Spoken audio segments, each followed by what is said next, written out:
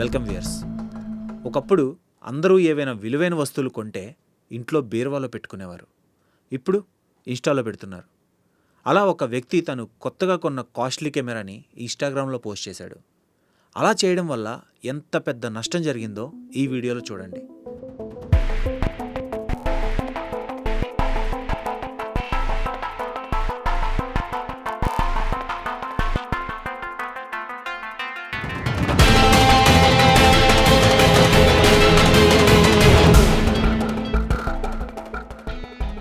ఇలాంటి మరిన్ని interesting videos కోసం మన స్పాట్ ఛానల్ని వెంటనే సబ్స్క్రైబ్ చేసుకోండి. అది ఫిబ్రవరి 26, 2024. విశాఖపట్నం మధురవాడలో ఉండే 23 ఏళ్ల ప్రొఫెషనల్ ఫోటోగ్రాఫర్ సాయి కుమార్ ఒక ఈవెంట్ ఫోటోషూట్ కోసం రాజమండ్రి వెళ్లాల్సి ఉంది. పని ముగించుకొని తిరిగి ఇంటికి రావడానికి కనీసం 10 రోజులు పడుతుందని వాళ్ళ అమ్మతో చెప్పి ఇంటి నుండి బయలుదేరి వెళ్ళాడు. అలా వెళ్ళిన సాయి కుమార్ ఆ రాత్రి సుమారు 7:45 తన తల్లికి ఫోన్ చేసి, అమ్మా, నన్ను ఫోటోషూట్కి పిలిచిన వాళ్ళిద్దరూ నాకు పరిచయం లేని వాళ్ళు, ఒకవేళ నువ్వు గనక నన్ను కాంటాక్ట్ చేయలేకపోతే వాళ్ళ నెంబర్లకి కాల్ చేయని చెప్పి వాళ్ళ ఫోన్ నెంబర్స్ ఇచ్చాడు. సాయి కుమార్ చెప్పిన నెంబర్లు నోట్ చేసుకొని కాల్ కట్ చేసిన రమణమ్మ మరుసటి రోజు ఉదయం నిద్ర లేవగానే కొడుక్కి కాల్ చేసింది. The number you are trying to call is currently not reachable. Please try again later.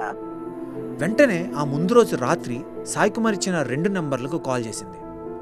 అవి రింగ్ అవుతున్నప్పటికీ ఎవ్వరూ లిఫ్ట్ చేయట్లేదు. ఆ తర్వాత వాట్సాప్ ఓపెన్ చేసి చూస్తే తన కొడుకు పంపిన మెసేజ్లో ఒక కార్ ఫోటో ఉంది. అది చూసి భయాందోళనకు గురైన ఆమె తన భర్త శ్రీనివాస్తో చెప్పింది.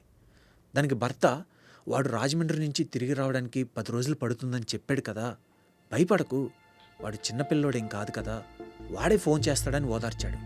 రోజంతా ఎదురు చూసినా కాల్ రాకపోయేసరికి తిరిగి అతనికి పదే కాల్ చేశారు.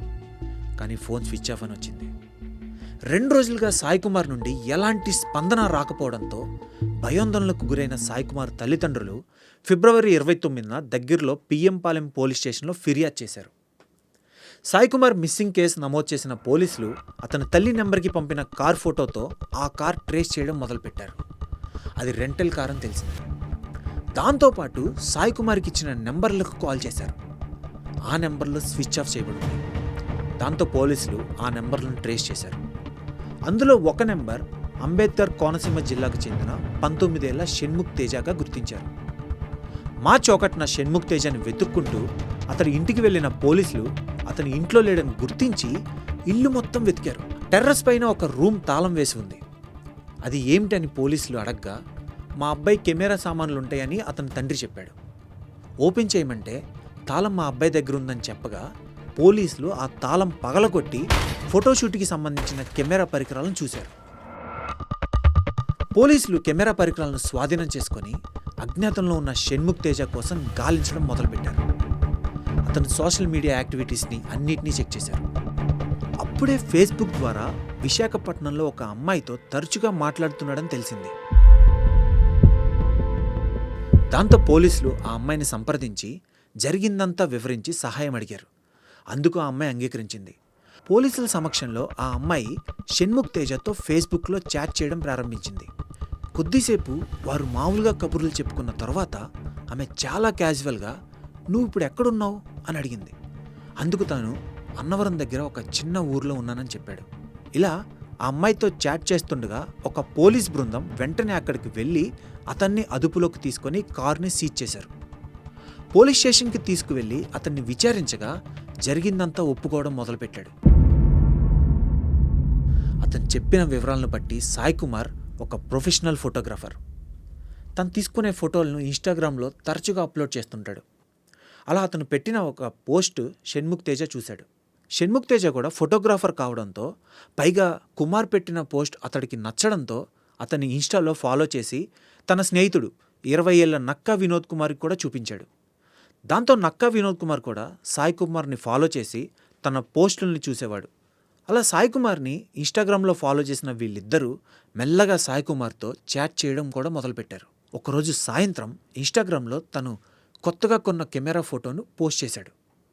ఆ పోస్ట్ చూసిన షణ్ముఖ్ అండ్ వినోద్ ఇది చాలా కాస్ట్లీ కెమెరా అని గ్రహించాడు. ఎలాగైనా దాన్ని సాయి కుమార్ దగ్గర నుంచి దొంగలించాలని పథకం రచించారు. పథకం ప్రకారం ఫిబ్రవరి 16న సాయి కుమార్కి కాల్ చేసి, రావులపాలెంలో ఒక మ్యారేజ్ ఉంది, ప్రీ వెడ్డింగ్ షూట్ నుంచి పెళ్లి వరకు 10 రోజుల ఈవెంట్ ఉంటుంది, అది నువ్వే షూట్ చేయాలి అండ్ దానికి సంబంధించిన కెమెరా ఎక్విప్మెంట్స్ అన్నీ తీసుకొని ఫిబ్రవరి 27న నువ్వు తప్పకుండా రావాలని కోరారు.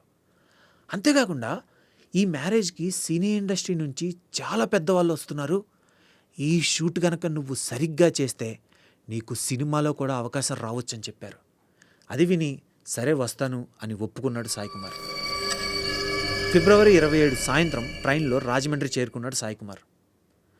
రాజమండ్రి చేరుకున్నాక సాయి కుమార్ని షణ్ముఖ్ తేజ, నక్కా వినోద్ రాజమండ్రి రైల్వే స్టేషన్లో రిసీవ్ చేసుకున్నారు.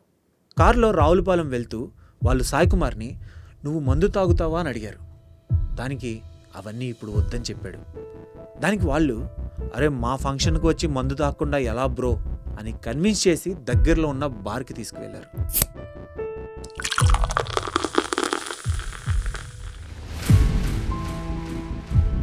ముగ్గురు కలిసి బీర్లు తాగి తిరిగి మళ్ళీ రావులపాలెం బయలుదేరారు. అలా బయలుదేరిన వాళ్ళు కార్ని ఒక నిర్మానుష్య ప్రదేశానికి తీసుకువెళ్ళి అక్కడ ఆపారు. తాగిన మత్తులో ఉన్న సాయి కుమార్ని వెనక సీట్లో ఉన్న షణ్ముఖ్ తేజ సీట్ బెల్ట్తో మెడ చుట్టూ తిప్పి గట్టిగా లాగిపెట్టాడు. వినోద్ సాయి చేతుల్ని గట్టిగా బంధించి పట్టుకున్నాడు. మత్తులో ఉన్న సాయి కుమార్కి ఏం జరుగుతుందో అర్థమై చాలా భయపడి అప్రమత్తమయ్యాడు.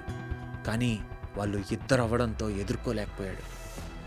షణ్ముఖ్ బెల్ట్తో మెడని గట్టిగా బిగించాడు. దాంతో ఊపిరాడని సాయి కుమార్ గింజుకొని బెల్ట్ టైట్గా పట్టుకోవడంతో స్పృహ తప్పి కొద్దిసేపట్లోనే తుది శ్వాస విడిచాడు. సాయి కుమార్ చనిపోయాడని నిర్ధారించుకున్నాక అతని మృతదేహాన్ని అంబేద్కర్ కోనసీమ జిల్లాలోని మూలస్థానం అనే గ్రామం శివారులో ఉన్న ఒక నిర్జన ప్రదేశంలోకి తీసుకెళ్లి శవాన్ని గొయ్య తీసి పాతిపెట్టారు. సాయి కుమార్కి చెందిన విలువైన కెమెరా పరికరాలను తీసుకొని అక్కడి నుంచి వెళ్ళిపోయారు. ఇదంతా పోలీసుల ముందు ఒప్పుకున్న షణ్ముఖ్ తేజ, నక్కా వినోదులను పోలీసులు అరెస్ట్ చేసి వాళ్ళు చూపించిన ప్రదేశంలో తవ్వగా అక్కడ కుళ్ళిపోయిన దశలో సాయి కుమార్ మృతదేహం కనిపించింది.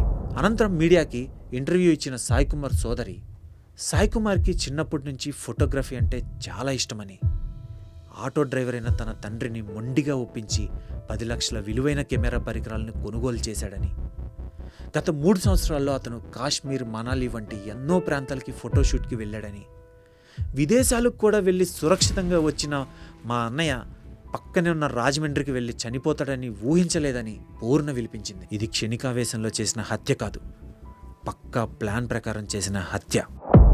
కాబట్టి ఇలాంటి నేరస్తులకు కఠిన శిక్ష పడాలి. ఏదేమైనప్పటికీ సాయి కుమార్ ఎంతో ఇష్టపడి కొనుక్కున్న తన కెమెరా వ్యూ ఫైండర్లోంచి ఈ ప్రపంచాన్ని ఇప్పుడు వేరే వాళ్ళు చూస్తుంటారు. కానీ సాయి కుమార్ చూడలేడుగా.